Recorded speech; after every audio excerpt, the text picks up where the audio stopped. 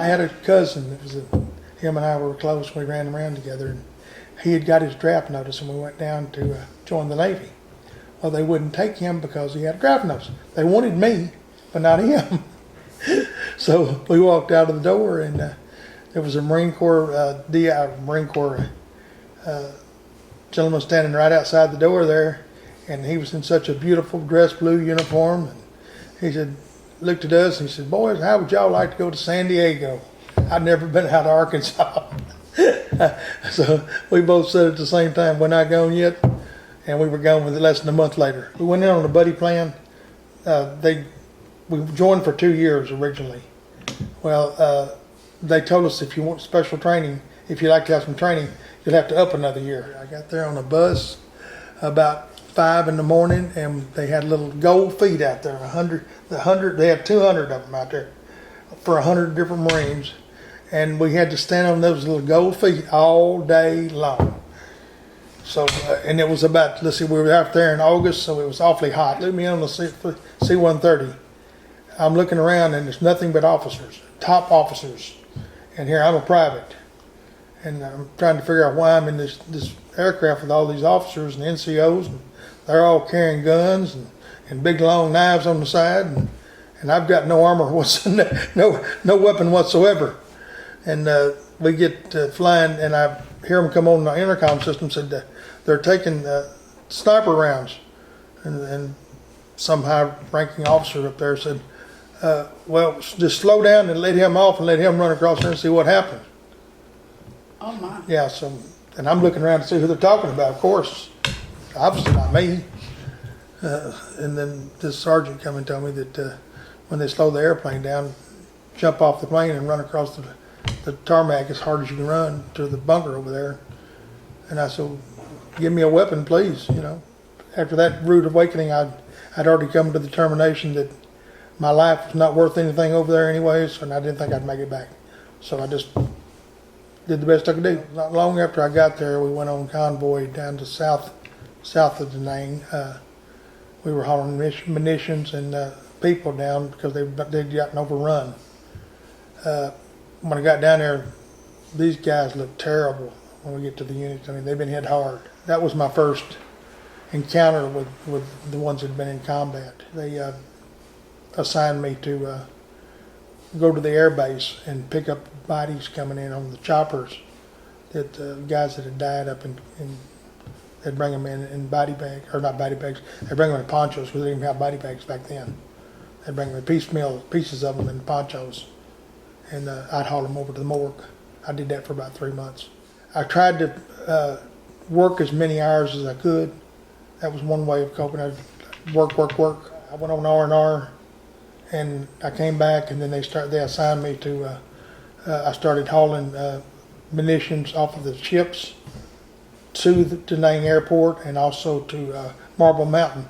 They had a big bunker area up there where they had big stacks of ammunition that wound up getting blown up right after I left. I got assigned to haul dynamite and blasting caps to the outlying areas of some of the different areas. Like that, I had the fastest truck in the fleet, and because we couldn't carry a radio or anything like that because it would set it off. So I'd go by myself. They wouldn't want anybody to go with me because it was pretty dangerous. After that rude awakening, I'd already come to the determination that my life was not worth anything over there anyways, and I didn't think I'd make it back. So I just did the best I could do. The Agent Orange, were you delivering it over to the air base? I delivered it to the base, helped load it on the choppers, the C-130s, whatever it was to be hauled out with. We got it poured all over us. I mean, drenched in it. I have diabetes from it. I'm rated at 40% for the diabetes, 30% for this arm for peripheral neuropathy, 20 for this one, and 20 for both legs.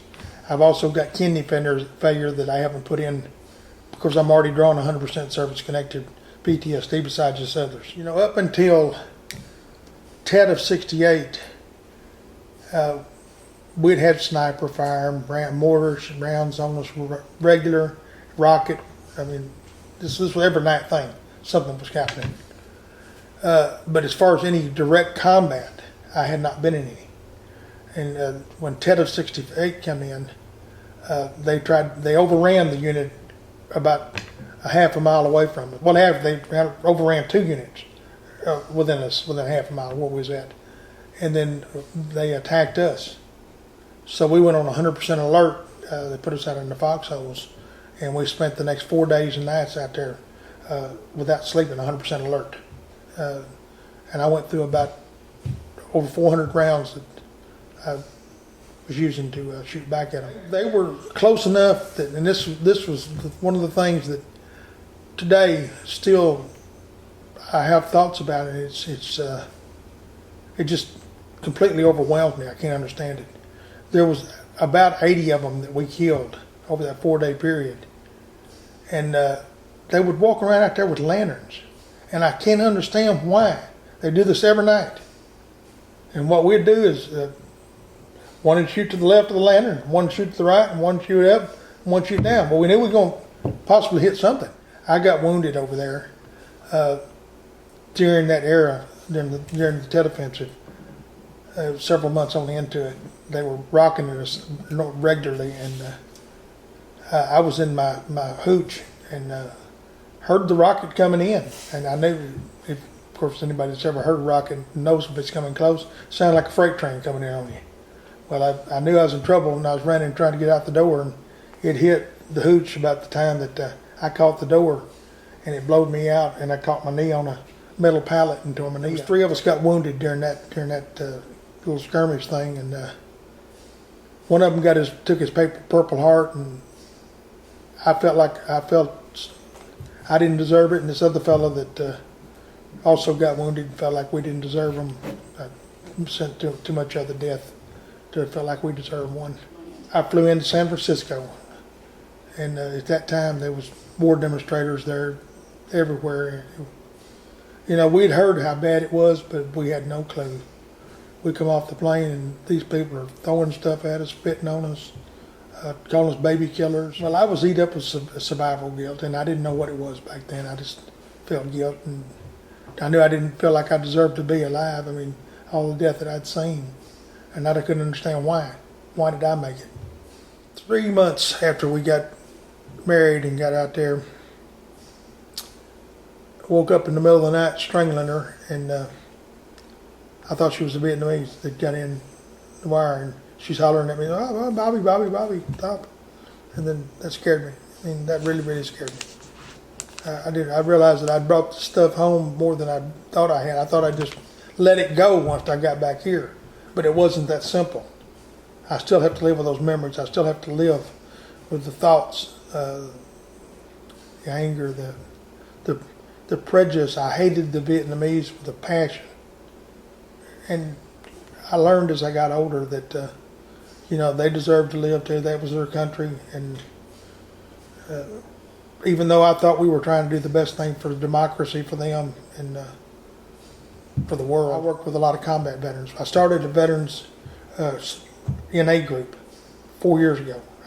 Well, there's myself and 3 others started that. But we do that every Saturday morning at 9 o'clock.